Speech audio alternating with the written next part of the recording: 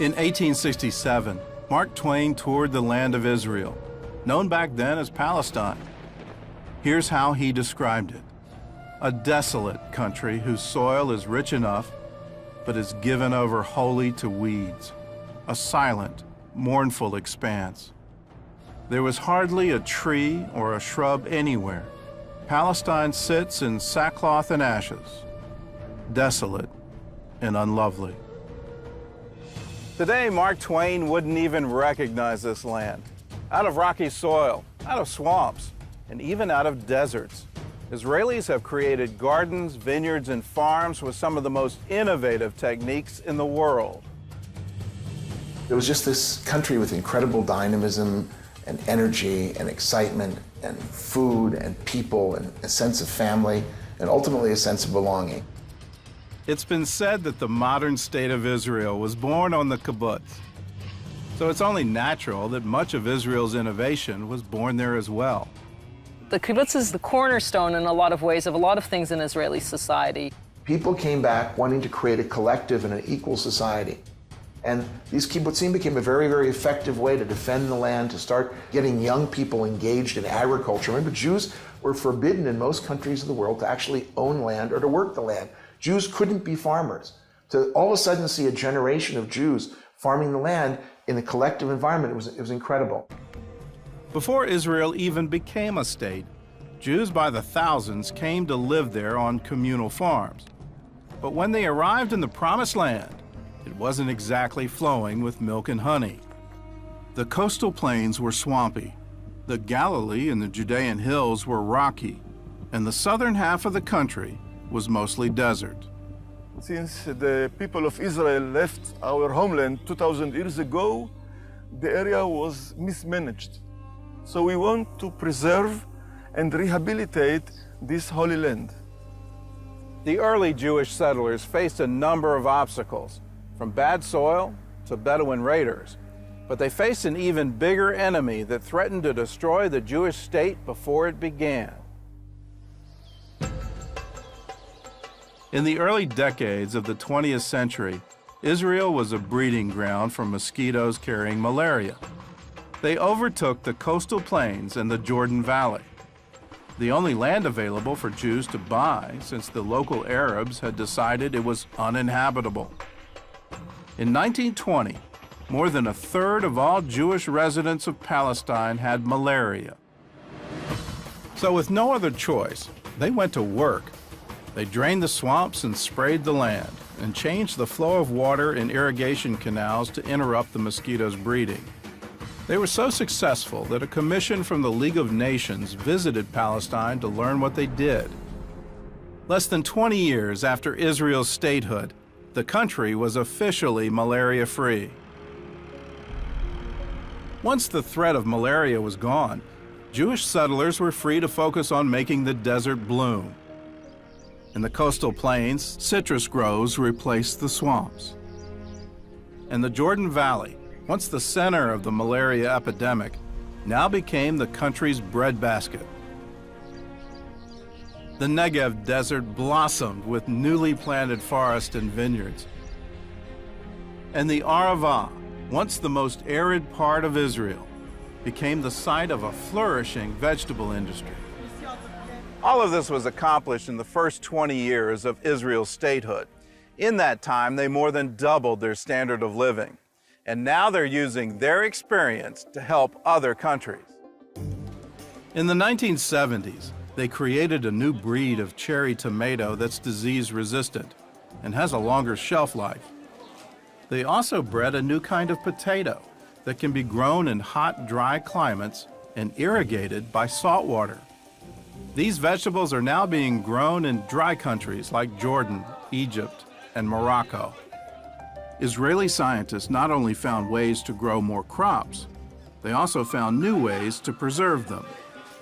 Grain Pro cocoons provide an inexpensive way for farmers to keep their grain market fresh by keeping out water, air, and insects. The Israeli cocoons are being used in Africa, the Far East, and even Pakistan, a nation with no diplomatic ties to Israel. The kibbutz over time began to change. Israeli society began to change. became more capitalistic, became more focused on free enterprise and entrepreneurship and the individual taking responsibility for himself and therefore benefiting the overall society. There have been many very exciting companies that have been built in kibbutzim. One of those companies is now doing business around the world. If you went to the average Israeli 10, 12 years ago and said to them organic, they wouldn't have a clue what you were talking about. Here we've been doing organic farming for over 40 years. Kibbutz Sde Eliyahu was founded by German refugees in 1934, and many of their early members were survivors of the Holocaust. The biggest problem that we had when we started the organic was, what do you do if you're not using chemicals? How do you get rid of the pests? Their answer was to fight bugs with more bugs. Every single thing in nature has a natural enemy. What eats or what attacks these pests that are attacking our crops? They started breeding different insects in the bomb shelter of the kibbutz. The idea was to breed predators to destroy the pests that ate their crops. The result was a new company called BioBee.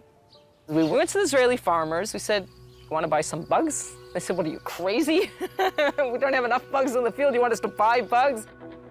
Eventually, they won over farmers in Israel and in 32 other countries as well. In California, 60% of the strawberry fields are treated with products from BioBee.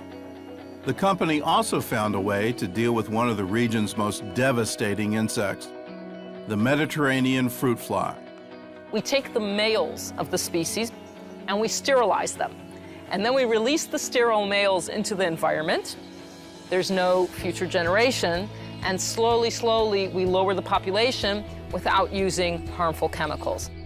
They also solved another agricultural problem: how to pollinate greenhouse plants. The classic example we like to give is tomato plants. Tomato plants in nature, in the fields, are pollinated by the wind. In Israel, the majority of our tomatoes are not grown in the fields. They're grown in greenhouses. And in greenhouse, in a climate-controlled environment, you don't have that wind, you don't have the natural pollination. We had to find other methods of pollination. Their solution was to breed bumblebees.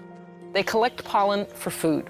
They have to go and work even in cold weather conditions. They don't have stores of honey in the hive. They have to go and work.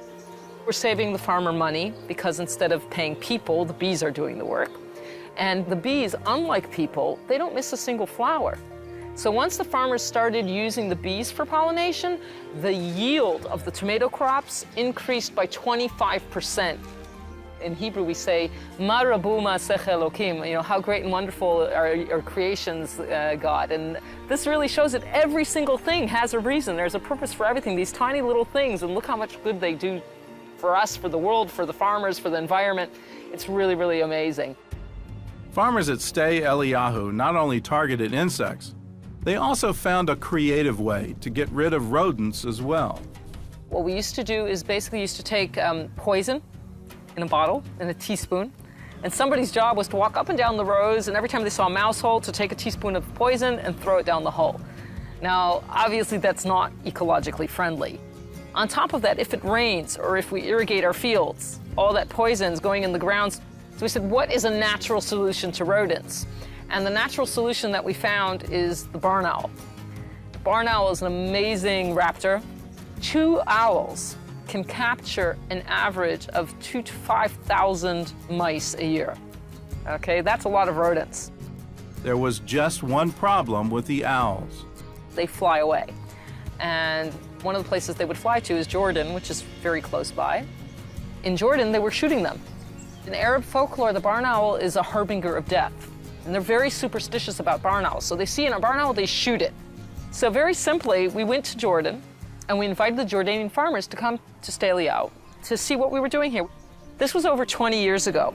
And today we have over 2,600 nesting boxes across the country. The numbers keep growing. But also it's become a wonderful program of regional cooperation, also with Jordan, also with the Palestinian Authority. This has been amazing, amazing success story. We tell the people it's not the dove bringing peace anymore to the Middle East, it's the barn owl. We're a light unto the nations, we're supposed to be anyways. If we want to really save the environment, if we really want to help the world, then we can't keep these things to ourselves. We have to share these things. We have to share this knowledge. And I think by helping others, we're helping ourselves as well.